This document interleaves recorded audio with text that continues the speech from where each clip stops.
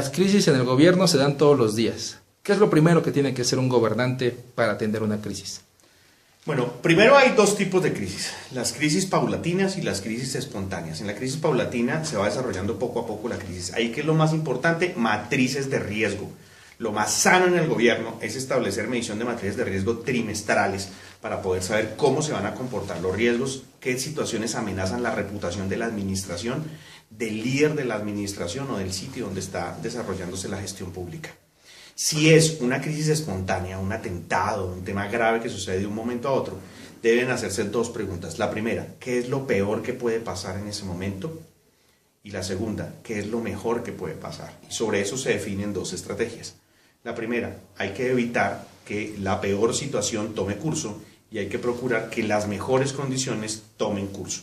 En ese escenario es donde la administración pública debe manejar sus situaciones de crisis. Hasta qué punto, y en la mayoría de los casos es preferible generar estrategias preventivas y cuando se presentan situaciones de choque también estar preparados y poder tomar decisiones. ¿Cuál es el error más común en las crisis de parte de los políticos? No medir matrices, no estar preparados, ser demasiado inocentes y creer que nada va a pasar. Hay un primer escenario, una norma de crisis que es superar la negación. Generalmente cuando la persona que está administrando ve una situación de crisis y dice, yo no creo que se presente, por ahí se va a presentar la situación. Es una situación de vulnerabilidad, básicamente fundamentada en un pensamiento bastante inocente y poco estratégico. Hay veces que la mejor respuesta es no dar respuesta, pero ¿cómo hacerle entender eso al político que está acostumbrado a comunicar, a hablar, a decir? Claro, buena parte del tipo de estrategia de comunicaciones tiene que ver con varios modelos para enfrentar la situación de la opinión.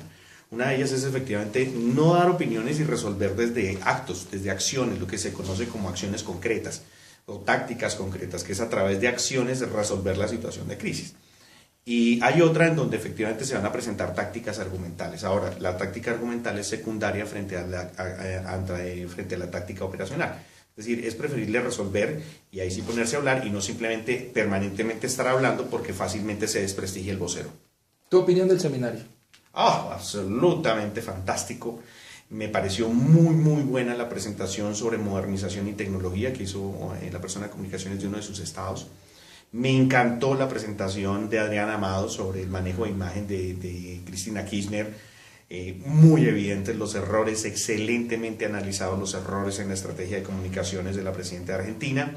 Y bueno, varios de los casos me parecieron geniales. Me encantó el taller que acabamos de hacer de crisis por la participación de las personas de gobierno, las preguntas, el tipo de análisis, ese tipo de encuentros donde el nivel de análisis adquiere pues el nivel de complejidad que acabamos de tener en el taller de crisis. Me encantan ese tipo de actividades. Muchas gracias, Jorge Aguilera. A ti, Rafa, y al ITAM, muchas gracias por la invitación.